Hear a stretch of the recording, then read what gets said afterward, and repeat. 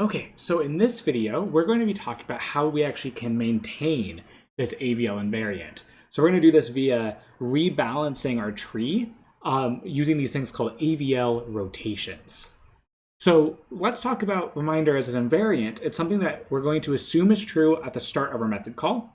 And then whenever we're done with our method, we have to make sure it's still true afterwards. So if we think of something like contains key, this is actually really easy for us to do because it doesn't change the tree. Contains key is going to benefit from this invariant using our argument that the AVL invariant guarantees logarithmic height, then contains key will be efficient. And since it doesn't modify the tree, the invariant is going to hold afterwards. So we're okay on contains key. It gets a little bit trickier on operations that modify the tree, like insertion. So insertion is going to still benefit from our invariant because at the worst case, it's going to run in that theta of log n time to find the location for the key. But since this power of the invariant guarantees us this efficiency, we need to make sure we maintain the responsibility of keeping the tree in such a state that the invariant holds. So we need to come up with some mechanism for helping us make sure that after we do an insertion, the AVL invariant is guaranteed to hold. So how we're going to do this is going to be in kind of 3 steps. We're going to track the height of all of the subtrees, detect if an imbalance occurs, some place where the AVL invariant has been violated, and then we're going to restore that balance and make sure that we're in the right state. So in order to detect these imbalances, we're going to need to know each subtree's height.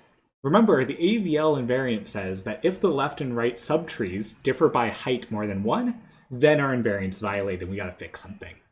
Now, rather than recomputing the height every single time we make a new insertion, so we don't have to recurse down the tree every single time we want to check a height, we're going to add 1 extra field in all of the nodes to track its height. And adding this field is not going to be a big deal. It's only a constant amount of space, and in order to update and look at the field, it's only a constant amount of work. So it's not going to hurt us at all by adding this extra information on this node. So for example, if you insert the node 1, we're going to store the value 1, but we're also going to store that it's at height 0. So we're just going to have 1 extra field on our node to say, hey, it's height 0. Then when we insert another value 5, we're just going to do our same binary search tree insertion. Start at the top, go down until we find a spot to place it. Now in this case, this new node is going to be at its own height 0. And we have to update all of the nodes along the way if the height is changing. So in this case, the height of the node 1 changed to 1. Now when we insert a number like 8, that 8 node is going to have height 0, and we update its parent to be height 1, update its parent to be height 2, etc. Now, the reason we're adding these extra fields is it helps us identify when the invariant has been violated. Like right now, notice the node 1 has violated our invariant. Its left subtree, null, remember null we decided had its height -1, and the right subtree has height 1.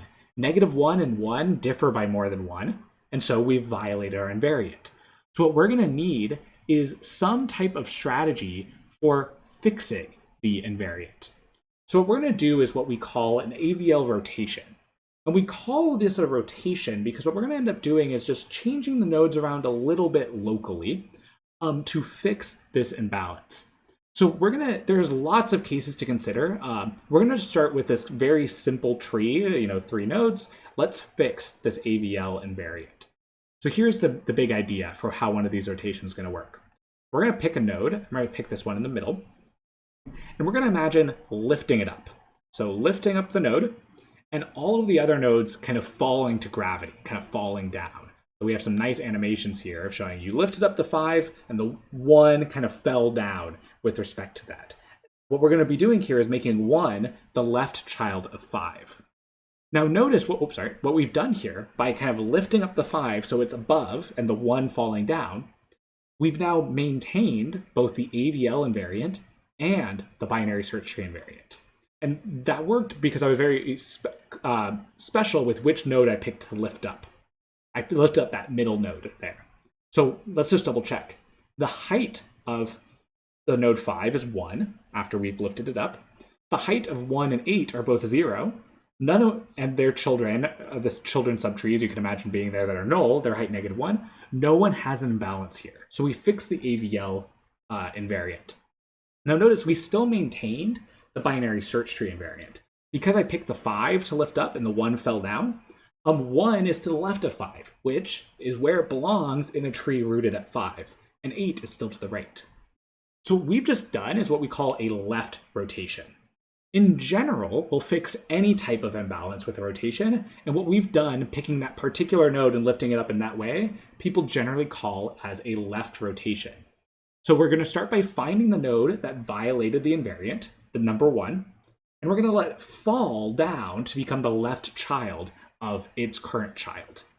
Now we apply this left rotation whenever we've created this kind of nice simple line case where everything is to the right. So when we did the insertion that caused the imbalance in the right child of the right child, so we inserted right, essentially, this imbalance happened in the right location, that means we're going to use a left rotation. Don't worry, there's lots of other cases to consider and different rotations to worry about them. But we're going to see here that all we need to do is just change a couple pointers, and that's going to restore balance in the world. Now, let me show you that it doesn't just have to be a simple example. This also works with complex trees that have big subtrees. So for example, look at this tree, and I would argue to you that this tree does not violate the AVL invariant. It is balanced. There's no nodes or no subtrees that differ in height by more than 1. Okay? So everything's great in the world. Now we're going to insert the number 11. We insert the number 11. 11 needs to go all the way down to the right. So it's going to go start at the 4, and then the 7, and then the 9, and then the 10, and then we're going to insert it to the right there. And we're going to update the heights of all the trees along the way, or all the nodes along the way. Now, unfortunately, we have now caused an imbalance. Now, where did we cause an imbalance? We did not cause an imbalance in the 10, right? The imbalance does not happen here. Its left child is height -1. Its right child is height 0. That differs by at most 1, so we're okay. We did not cause the imbalance at the 9. The 9 has left child with height 0, right child of height 1. Those are close enough. We're okay. Additionally, we didn't cause the imbalance at the 7. The tree rooted at 7 is balanced on its own, right? Its left child is height 1. Its right child is height 2. Those differ at most 1. We're okay. But this top level node, we have now created an imbalance because its left child is height 1 and its right child is height 3. Those differ by more than 1, and so we need to fix this. So the way we do this, once we have identified this imbalance, we're going to identify, well, which case are we in? So right now, since we only know how to handle this right case, I'm going to highlight it like a right case because we ended up inserting kind of way down in the right section of the tree. And now we're going to apply this left rotation. Now, the left rotation went in this more complex tree is exactly the same as it was before. There's just a couple extra details we have to get right about the subtrees of these blue, red, and yellow nodes. So we're gonna have this beautiful animation that the previous instructor for this course made. I'm just shamelessly stealing this because it works so well.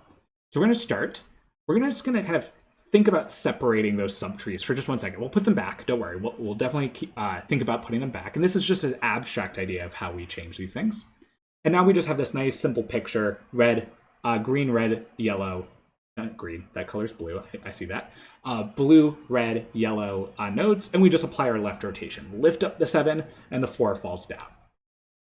So we run through this animation, we fix those. Now we kind of just attach those subtrees back in the right spots. Now, one thing that's a little tricky to see here, based off our animation before, but it turns out that almost all of the subtrees that were there before end up in the same location as they did beforehand. Notice the 2 is the child of the 4, which it was before. The 8 is the left child of the 9, which it was before. And the 10 is the left child of the 9. Like if I go back, I could show you 2 is child of 4, 8 is child of 9, 10 is child of 9. The one problem is the original child of the 7. And because now we let that 4 fall down to the left, we need to kind of put that subtree in the kind of vacant spot opened up by placing the 4 there. This makes a little bit more sense sometimes when you think about this more abstractly, So this picture is trying to capture the same idea. The subtrees don't cause a problem. They just move along for the ride. So you can imagine this picture here on the left captures any possible tree where an invariant might happen. We kind of just abstractly represent all the subtrees as just a triangle. No matter how many nodes are in there, we're not going to worry about that. We're just going to assume that this whole tree was an AVL tree that was just violated by, the invariant was just violated by putting a node down in the right case, down to node, the subtree labeled 4. When we do this lift up B and A falls down, all of the subtrees really stay in the same spot except for the 2, the purple subtree labeled 2. That one had to move. It became the right child of A. Now don't worry, this doesn't actually change anything or violate anything about the binary search tree property. Notice, in our original tree before the rotation, all of the values that belong in that subtree, the purple subtree labeled 2, those all have values that are greater than A and less than B. That's what that notation down there is trying to say. A less than 2 is saying all values in 2 are greater than A, and 2 less than B is all values in 2 are less than B. Now, when we rotated and moved it to be the right child of A, because B is now the root, we're still to the left of B, saying we're still less than B. And since we made it the right child of A, we're saying it's greater than A. It's the same set of constraints. It just looks a little bit different because we've now balanced this tree. Don't worry, you might be worried about, well, what if the violation of the invariant happens somewhere else? We have other rotations to handle that.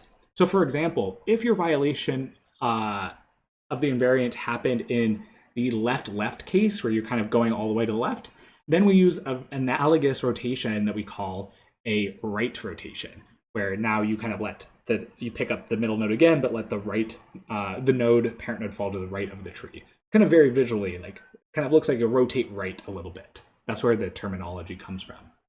So we have rotations to deal with the the left-left case as well. We have other cases that we'll talk about in 1 second. But one thing I want to highlight with this is that in all of these cases we're going to show where this invariant can be violated, we're only going to need to fix the bottommost node that had this AVL invariant ruined. And it's not going to be super clear right now, but I'll argue it in a little bit. You only have to change that one. You only have to change the bottommost node that caused the invariant to break, and that's going to fix the entire tree, which is so cool when we just use this one rotation operation to essentially fix the whole tree. We'll argue why that's true in just a little bit. Now, we've already talked about 2 cases, but it turns out there's a few more we have to consider. So there's some cases that aren't quite as straightforward as our line case, like right, or left. You can imagine we call these kink cases, where you go to the right and then the left. If you try maybe a left rotation on this tree, maybe pick up the 5 and let the 1 drop, and maybe the 3 goes to the right, like if you actually imagine picking that up, this will now violate our binary search tree invariant, because the 1 went to the left, which is okay, but the 3 went to the right of the 5, which is not allowed. So it turns out we need a different set of rotations for these kink cases. They're not as straightforward as the line case. Confusingly, they're the exact same set of rotations as before, but we do 2 of them. So the idea is we do a right rotation followed by a left rotation. Very weird, but very clever. So here's the idea. First, start by only looking at the nodes at the bottom side of the kink. So just these nodes. First, fix those with a right rotation to get them kind of into this formation into a line. And now that we're in this line case, then we just apply our left rotation as before. So really these kink cases just need one extra step to unkink them into a line case. And then we can just apply our left and right rotation as before. So we sometimes call these double rotations, a right-left rotation, and analogously, there's also a left-right rotation as well. Again, the subtrees are invited along for the ride. We just have to move them around in the right place so that the tree kind of still makes sense. So no matter how big those trees are, we can still move these things around. And I'm going to just pause here for 1 second. Everything I've talked about is so awfully abstract. And we're going through this a little bit quickly, we're going to get practice with this, actually using trees and seeing how they change. But I wanted to make sure that you're able to read these kind of diagrams, these general rules, the general description of how this rotation works.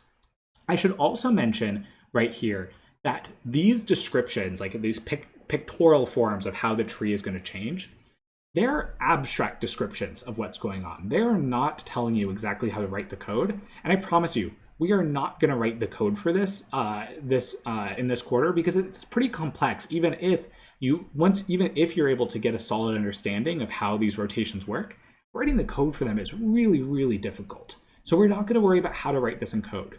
All we're just going to say is, hey, you just have to change these pointers around in this way. We want you to do this mechanical process of how does the rotation happen, which you will get better at with practice, like any other skill. So even if it's very abstract now, I promise you in class today, we're going to practice with these things.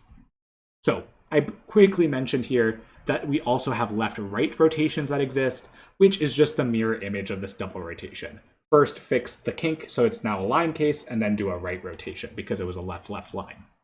So again, not showing you, I'm just showing you graphical representations. We'll get practice with this, but really at the end of the day, we have 4 cases. We have line cases, the right case, and the left case, where we just fix with one rotation. In the right case, you do a left rotation. In the left case, you do a right one. So you just kind of follow it along to kind of fix that balance. The kink cases, you solve with 2 rotations. First, you fix the bottom, so then it becomes a line, and then you have a line case like before. So really, it's kind of like 4 cases, but really they kind of turn into the same thing after one rotation. Now, I've been saying the words left and right and rotation quite a bit. It is probably not clear why the heck any of this stuff helps. Why does doing this help our case? So let me describe to you how the insertion is going to now work now that we have this tool of the rotations. So we're going to start by inserting a new node just like we would before. Travel down the tree until we get to the right spot and insert it there. Now, for each node that we went down on the path from the root to the leaf, we may or may not have changed its height with that insertion. And so we're going to detect if changing the height might have caused an imbalance, and if it did, use one of these rotations to restore the balance. Now, some facts that we're going to use here that aren't the most clear but will be useful is these imbalances will only potentially occur on the path from the new leaf to the root. So it's only possible for the heights to change of one of the nodes we visited on the way down. And it turns out that we're able to fix the whole tree if an imbalance occurs by only fixing one node, the lowest node that the imbalance started at. So we just have to find the lowest node in the tree where the imbalance first happens. If we fix that, we fix the whole tree. And I'll argue why that's going to be the case in a second. Additionally, applying one of these rotations, and it might be a double rotation, but it's going to be at most 2 rotations, restores the height of the subtree before the insertion where everything was balanced, which means that we're going to only need to ever rebalance once. And again, it could be a single rotation or a double. Now let me show you why this, or argue why this is going to be the case. So imagine we have this tree and I have some dots above and some dots below to the left, because there could be more tree there. We're not going to worry about those. They're kind of just a subtree, kind of far off, or I guess above tree, but we're not going to worry about those things. Originally, before our insertion, the tree is currently balanced. Because our invariant says, hey, we have this AVL balance, the tree is balanced. This subtree that I'm looking at right here below the 6 has height 2. So now let's say we do an insertion. I add the number 11 in. Since we add to the right, we're going to have a line case here. The imbalance happens at this node here with the 8. Is the lowest node in the tree that violates this AVL invariant. You can kind of compute that. What are the heights of these things now? There might be some nodes above the tree that also violate it now that the height of the subtree has changed. But it turns out we're not going to have to worry about those. Let me show you why. So let me clear this and hide this. Since the rotation on the 8, so think about what we're going to do when we do this rotation. We're going to lift up the 10. The 8 and the 7 fall down. The 9 has to move over, and the 12 and the 11 stay there. But because the 10 is going to become the new root of that subtree, that 11 node down at the bottom kind of moved up. And my argument there is this height of the subtree will be 2 afterwards. You know, it became 3 for a second when we added that 11 down there, but now once we do this rotation, it decreased the height of this new subtree down to just what it was before, 2. And since that the whole tree was balanced with height 2 before, I'd argue that the whole tree would be balanced again. So we really only need to fix the lowest subtree that broke this. And these rotations will decrease the height of the tree because it increased when we added this new node, and the rotation always kind of brings the tree up into balance. That's why this left rotation kind of moves the mass of the tree to the left a bit, kind of lifting the things up from the right. Now, you might be wondering, okay, this still is pretty confusing. I need to practice this, like the actual mechanics of how to move these nodes around. But I can maybe already see a problem here when we get to like deletion. How would I delete a value from my tree? Turns out, if you thought the insertion into AVL trees was complicated, the deletions in the AVL tree are really complicated. There's a similar set of rotations that let you rebalance them when you delete an element, but it can be pretty complex. It's going to turn out we're going to think about this as being beyond the scope of our class. We are not going to ask you to worry about deletions when it comes to implementing or thinking about running code on AVL trees. You can research it on your own if you're curious. It's really interesting, but we're not going to talk about it in 373 because it's just a little too complex for our needs. Now, in the worst case, you have to do a full rebalance, which might take log n time after that deletion, but we aren't going to ask you about that, so do not worry. Deletions is not going to be a case that we worry about for binary search trees or AVL trees. So for now, the AVL tree that we just discussed, now in the best case, best and worst case, we'll always have this log n runtime because the tree's height is going to be guaranteed to be log n. The one exception is if you're trying to see if a key is in there and you're searching for a key at the top, we say that that's big theta of 1. But besides that, we've constrained the height. So all of these operations are guaranteed to have a logarithmic runtime. Why is that? Well, because we kind of argued that if you have the AVL invariant, then your tree height will be at log n. But you might be worried about, well, if we're doing these rotations whenever we do an insertion, does that maybe make an insertion much slower than log n? And it turns out that a rotation is only a constant number of steps. You just change a couple pointers. You don't have to change the pointers in the whole tree. You just change a couple of them. And so even if you have to do a double rotation, 2 is still constant. And so asymptotically, it's going to be strictly better than a binary search tree because it has this guaranteed height. Now, there are some cons to this implementation. It is really tricky to actually code this thing up.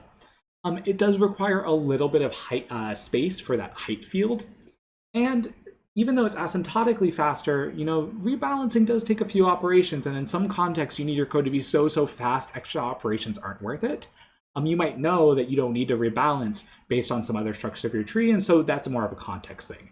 By default, I think it's a really safe assumption that AVL trees are going to be better than binary search trees most of the time. Now, what we kind of just did here is kind of like a meta lesson, is we made, in some sense, our dreams come true by embracing a really clever and excellent invariant. It has simple meaning that they're inexpensive in terms of complexity, constant time fixes to maintain a local structure, and that local structure had global implications. I kind of think about this kind of like a beehive. I don't really know how bees work, but beehives can be constructed from these bunch of little hexagons, and you can get really rich and beautiful structures from really simple rules about how one hexagon works. And that's the kind of idea here. Local invariants applied globally give us really strong global implications. And we used case analysis as a tool to help us discover what property we want to control with our invariant. And even if we figured out which property we wanted to control, it wasn't always clear what should I constrain in my implementation to make sure that invariant is true. And so we'll kind of see this kind of over and over again, thinking about these invariants helping us, these local invariants helping us globally. Now, one note, there are lots of other ways to have self-balancing trees. AVL trees, they're a very lovely tree, but it's just one. There are lots of different algorithms to self-balance trees. we're not going to talk about really any of these others. You could definitely go research them if you're interested. In particular, one that's really popular is this thing called a red-black tree, which is what Java uses behind the scenes. It's very similar in spirit to AVL, but just keeps track of different things. It's very interesting if you want to look it up, but we don't care about it. We only want you to worry about AVL. Everything else is beyond the scope of this class. I'm going to show you this now. I'm going to highlight this in the slides for today. I have an appendix at the end that actually walks through building up an AVL tree from scratch and explaining all the rotations happen. So you're going to find this helpful to look through, maybe before coming to class on Wednesday. So with that, that's all I have about AVL. We're definitely going to want to practice with this. So I will see you all in class on Wednesday.